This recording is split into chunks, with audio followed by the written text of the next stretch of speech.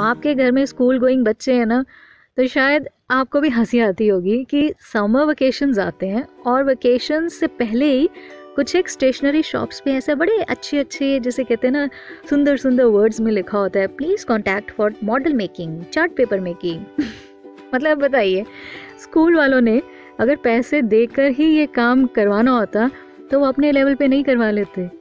बच्चों को ये काम दिया क्यों जाता है? सो दैट बच्चों की लर्निंग हो, वो खुद कुछ सीखें, खुद करें। लेकिन नहीं, माँ बाप तो ये सोचते हैं पैसा दो, काम करवा लो, बाकी बच्चा क्या सीख रहा है उस बात से किसी को कोई मतलब नहीं। कहीं ना कहीं ऐसा नहीं लगता कि हम इस तरह की हेल्प करके बच्चे की जड़ें वीक करते जा रहे हैं, बच्चे की फाउंडेशन वीक करते जा रहे हैं? मैं हूँ आपके साथ खनक और आप सुन रहे हैं स्लाइस ऑफ लाइफ।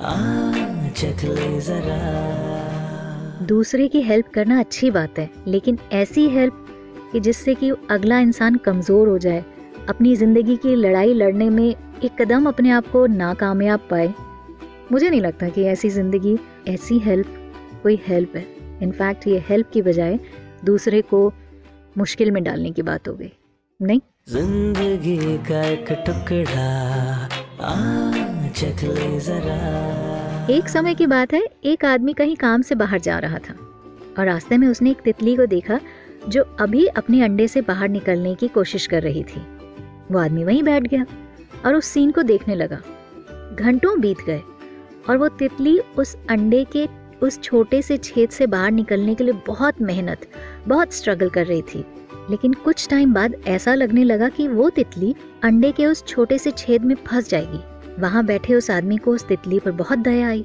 उसने सोचा कि मैं इस तितली की मदद करूंगा। उसने एक कैंची ली और अंडे के उस छोटे से छेद को बड़ा कर दिया, जिससे कि वो तितली आसानी से बाहर आ गई। अंडे से तितली के बाहर निकलने के बाद उस इंसान ने देखा कि उसका पूरा शरीर फूला हुआ है और पंख सूखे हुए हैं। उसने सोचा थोड़ी देर इंतजार करता हूँ, जब तितली अपने पंख फैलाएगी तब उसे उड़ने में उसकी हेल्प करूंगा। लेकिन पता है, ऐसा कुछ नहीं हुआ। वो तितली थोड़े टाइम बाद मर गई। सोच तो उस दयालु इंसान की अच्छी थी कि वो उस तितली की मदद कर रहा है, लेकिन हुआ क्या? मदद के बदले उस तितली के साथ बहुत बुरा हुआ। शायद वो जो स्ट्रगल वो तितली को जो करनी चाहिए थी, वही उसके लिए सबसे ज़रूरी थी अपनी ज़िंदगी में सरवाइव करने के लिए, पर नहीं। और ऐसा ही करते हैं हम भी, मदद के रूप में, है ना? जिंदगी का एक टुकड़ा चख ले जरा।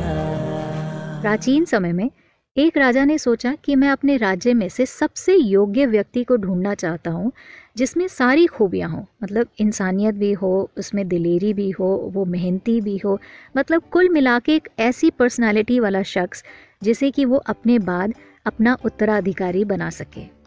अब ऐसा शख्स कैसे मिलता?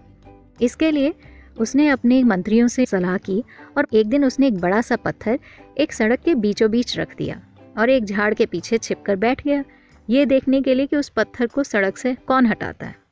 उस सड़क से बहुत सारे लोग आए गए, लेकिन किसी ने भी उस पत्थर को हटाया नहीं और सब लोग पत्थर के किनारे से निकल गए। और जब वो निकलते थे तो बातों ही बातों में राजा को दोष दे देते थे, या फिर राजा के मंत्रालय को दोष दे देते थे कि कैसा राजा है, सड़क को भी साफ नहीं करवाता। लेकिन उनमें से किसी ने भी उस पत्थर को वहां से हटाने की कोशिश नहीं की। एक दिन वहां से सब्जी की टोकरी लिए एक गरीब किसान जा रहा था। उसने देखा कि रास्ते में एक बहुत बड़ा सा पत्थर पड़ा हुआ है और आने जाने वालों को उससे काफी तकलीफ हो रही थी। झट से अपनी सब्जी की टोकरी को नीचे उतारकर वो उस पत्थर को वहां से हटाने लगा। पत्थर बहुत बड़ा था और उसे वो पत्थर हटाने में बहुत मेहनत करनी पड़ी, लेकिन फिर भी वो लगा ही रहा और जैसे तैसे उसने वो बड़ा सा पत्थर वहां से हटा दिया। वो बड़ा सा पत्थर हटाने के बाद उस किसान की नज़र पत्थर के नीचे दबे एक थैले पर पड़ी, जो बहुत सारे सोने के सिक्के, रुपए, पैसे और हीरे जवाहरात से भरा हुआ था। वो किसान इतनी सारी दौलत देखकर बहुत परेशान हो गया। इतने में झाड़ी के पीछे छिपा हुआ राजा बाहर निकल आया और उसने उस किसान से कहा, ये सोने, चांदी, हीरे जवाहरात से भरा थैला उसका था जो इस पत्थर को हटाता। यहाँ से बहुत सारे लोग गुजरे, लेकिन किसी ने भी इतनी कोशिश नहीं की कि उस पत्थर को हटाया जाए। अंत में तुमने इस पत्थर को हटाया, इसीलिए ये थैला अब तुम्हारा हुआ।